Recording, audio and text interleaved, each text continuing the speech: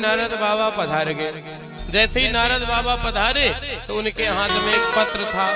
पत्र में लिखा था कि धर्मराज युधिष्ठिर राजसू यज्ञ कर रहे हैं और प्रभु आपको इंद्रप्रस्थ चलना है।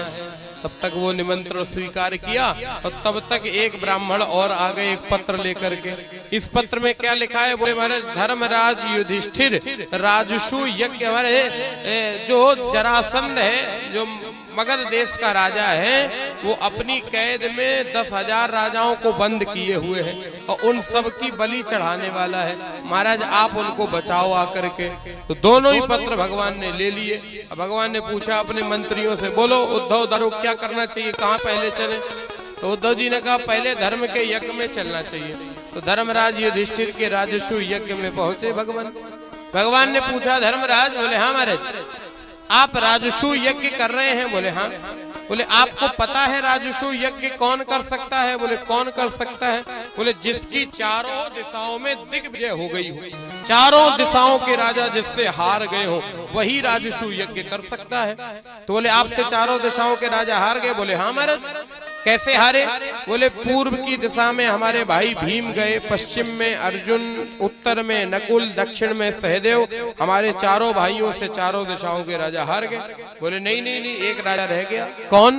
बोले महाराज पूर्व दिशा का राजा है, नाम है जरासंध। ये अभी तक नहीं हारा है, अभी तक नहीं हारा। बोले नहीं, ये कहाँ का राजा? बोले मगध देश का।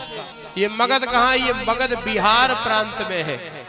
ये बिहार और झारखंड का बॉर्डर है मगध, राजगीर भी इसको बोलते हैं। यहीं का राजा है जरासंध। तो आज भगवान कन्हैया, भीमसेन और अर्जुन 3 लोग गए हैं और जरासंध पूजा कर रहा था सवेरे सवेरे। जैसे ही बाहर निकला तो देखा कि 3 ब्राह्मण खड़े हुए हैं, ब्राह्मण का भेष बनाए, साधु का टीका लगाए खड़े। भगवान बोले महाराज बहुत अच्छा ब्राह्मण देवता पधारे, मांगो मांगो क्या मांगना चाहते हो, मांगो महाराज। तो भगवान ने मांगा, क्या मांगा? युद्धम नो देहि राजेंद्र द्वंद्वसम यदि मन्यसे। ए राजेंद्र हमें द्वंद्व युद्ध दे दो, द्वंद्व युद्ध, दौचा दौचा दौचा, 2 पे 2 द्वंद्व युद्ध दे दो। तो जरासंध ने कहा महाराज ब्राह्मण सीधी जात, भला क्या लड़ना जाने? ब्राह्मण और लड़ाई और मांग के लड़े, ऐसा तो ब्राह्मण का स्वभाव नहीं हो सकता महाराज।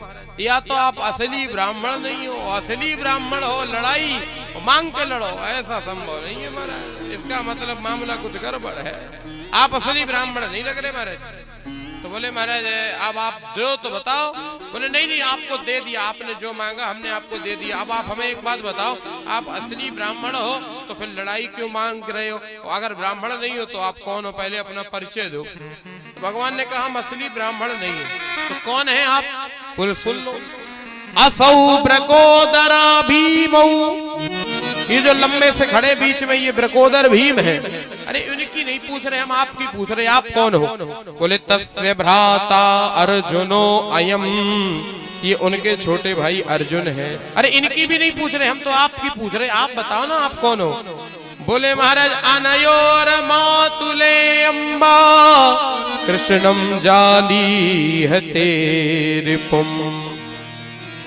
हम इनके मामा के लड़के, तुम्हारे दामाद के भांजे, हमारा नाम कृष्ण है। जरासंध ने कहा तुम्हें शर्म नहीं लगती इतना लंबा चौड़ा परिचय दे रहे? सीधा नहीं कह सकते 17 दाएं के हरेला, पीठी दिखाए के धर भागे थे? हम तुमसे लड़ेंगे? तुमसे नहीं लड़ेंगे महाराज। और सुन लो अर्जुन से भी नहीं लड़ेंगे।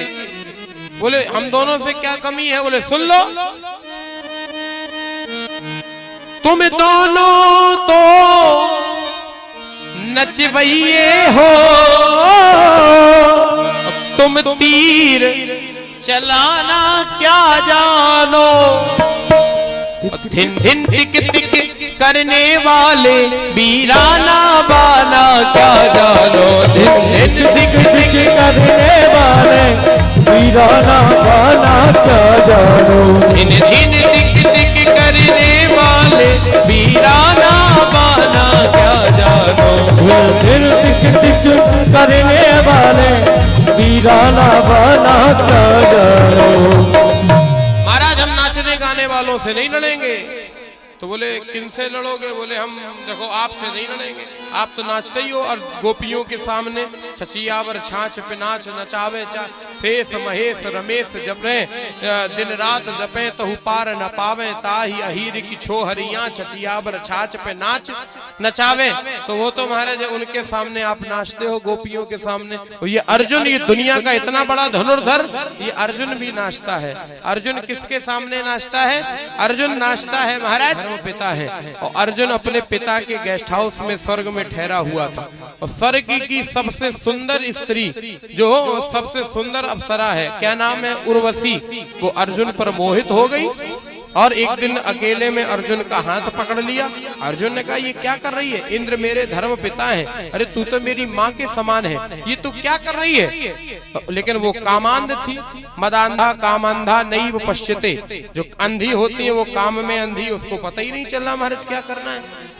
तो आज अर्जुन ने धक्का मार दिया, और धक्का मार दिया तो उर्वशी गिर पड़ी, और जैसे ही गिरी तो उर्वशी ने अर्जुन को श्राप दे दिया।